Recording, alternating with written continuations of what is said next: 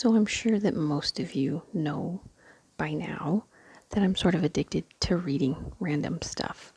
So try this one on for size. Public Law 105-85, November 18th, 1997, Section 1078. Restrictions on the use of human subjects for testing of chemical or biological agents. Okay, well, I guess I'm glad that there's restrictions, but at the same time, it's kind of shitty that there has to be restrictions. But anyways, this law kind of more, I'll read it. Okay, so restrictions on the use of human subjects for testing of chemical or biological agents. A. Prohibited activities.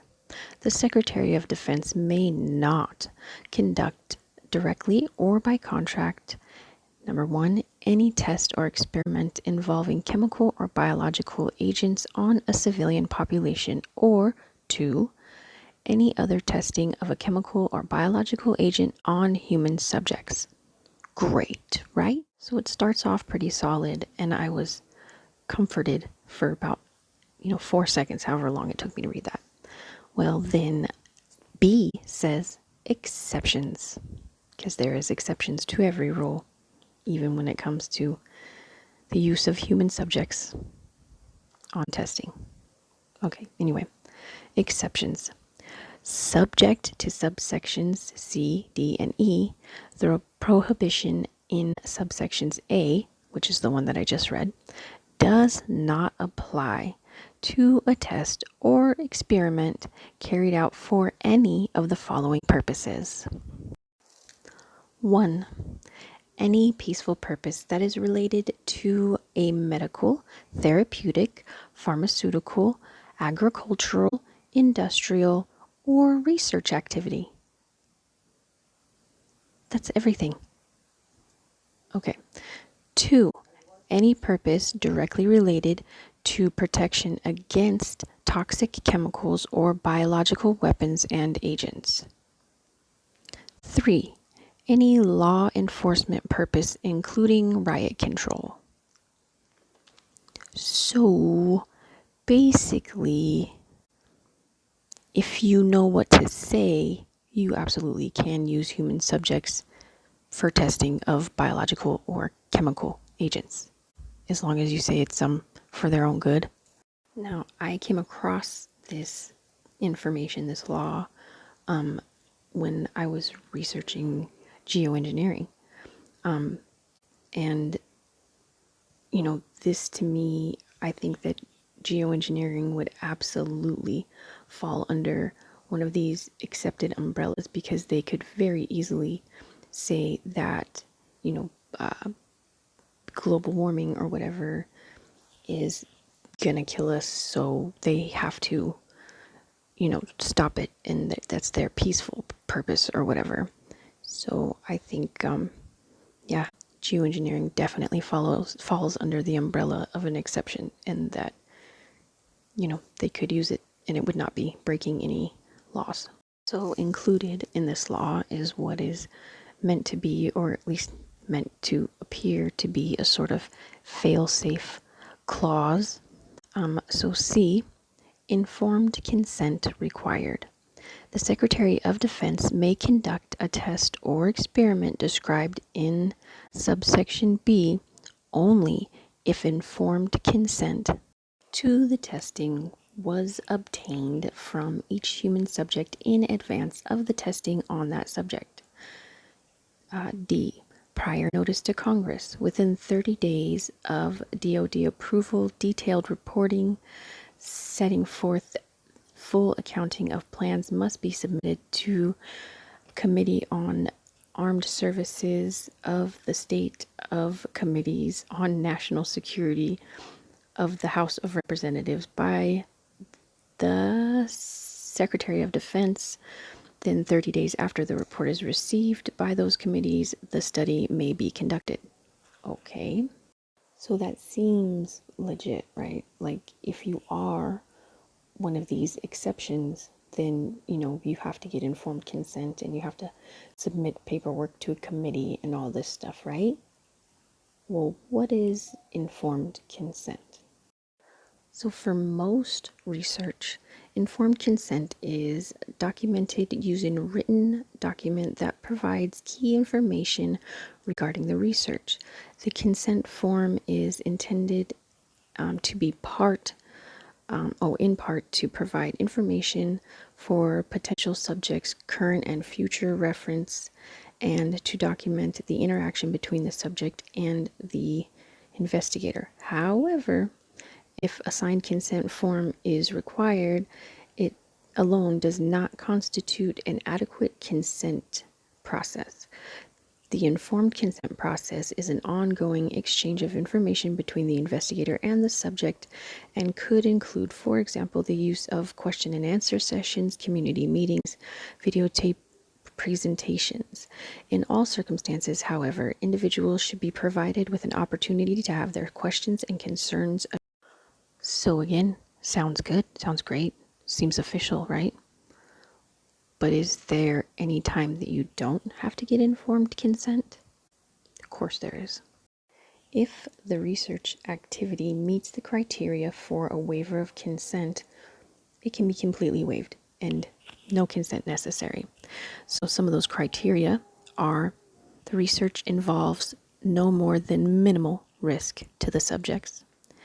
The waiver of alteration would not adversely affect the rights and welfare of the subjects. Research could not could not really be carried out without the waiver or alteration, and whenever appropriate. What? So yeah, that's not a fail-safe at all. It could very easily, geoengineering that is, could very easily fall under the umbrella not only of the exception to that law, but under the waiver of informed consent. So the, what appears to be the fail-safes that they have to back up this law are really just kind of bullshit because there's loopholes, as with everything. So the law does go on to define a bioagent as anything, whatever its origin or method of production, that is capable of causing death, disease, or other biological malfunction in a human or animal, a plant, or another living organism. Deterioration of food, water, equipment, supplies, or materials of any kind, or the alteration of the environment. So geoengineering would definitely be a bioagent. Completely alters the environment and every living organism. But it doesn't matter because it's part of the waiver and part of the exception. It's like double covered by exception and waiver. So then it goes on and gives you a list of required reports and certifications. It says a description of any program involving the testing of biological or chemical agents on human subjects that was carried out by the DoD during the period covered by the report, together with a detailed justification for the testing, a detailed explanation of the purposes of the testing, a description of each chemical or bioagent tested, and the Secretary's certification that informed consent to the testing was obtained from each human subject in advance of the testing on that subject. But again, if they don't require the informed consent, do they have to deliver these reports to anybody? I don't know. Probably not. So I don't know how that makes you guys feel, but to me, I feel like as far as the use of human subjects for testing of chemical or biological agents goes, it's not prohibited. There are a billion reasons why you would legally be able to test chemical and biological agents on human subjects quite easily. The restrictions are minimal and basically, especially if you're the government, you can put whatever you want in our food, water, skies, as long as you say, it's for peaceful reasons to benefit us. So, not very comforting at all. Now you know. And just some other random public law. This was the public law passed in 2020, number 353, requires the GAO to conduct a study of the possible experimentation of ticks, insects, or vector-borne agents as by the Department of Defense between 1950 and 1977 for use as a bioweapon. So that'll be cool to find out that the Department of Defense was using ticks and other insects as bioweapons. Just a few lines down the page of this public law is number 357, which adds a component to the DoD climate change roadmap, a report pertaining to how climate change may exacerbate existing threats and worsen emerging threats related to drought, famine, infectious disease, geoengineering, energy, extreme weather, migration, and competition for scarce resources. Competition for scarce resources. That's cool. And then a little bit down the page from that one is 376, which is about large-scale non-intrusive inspection technology. Large-scale non-intrusive inspection technology. So what exactly is large-scale non-intrusive inspection technology? Well, according to the government, it is a system capable of imaging entire convoys. The systems possess unique performance characteristics that provide one with an enhanced capability to image both laden cargo convoys and passenger vehicles for the presence of contraband, i.e., weapons, money, narcotics, etc. Also provides the Border Patrol with capabilities to detect the presence of weapons of mass destruction. System types include fixed and mobile X-ray or gamma ray imaging technology for cargo trucks, cargo containers, trains, palletized cargo, and fixed and mobile backscatter technology for passenger vehicles and buses. Also includes an emerging type of multi-mode technology that integrates X-ray and radiation detection in a single platform. Border Patrol is the primary operator of the large-scale non-intrusive inspection, whatever, and operates the system in some container security initiative foreign seaports of departure and at domestic land and sea airports on entry at Border Patrol checkpoints. There's a such thing as small systems, non-intrusive, blah, blah, blah.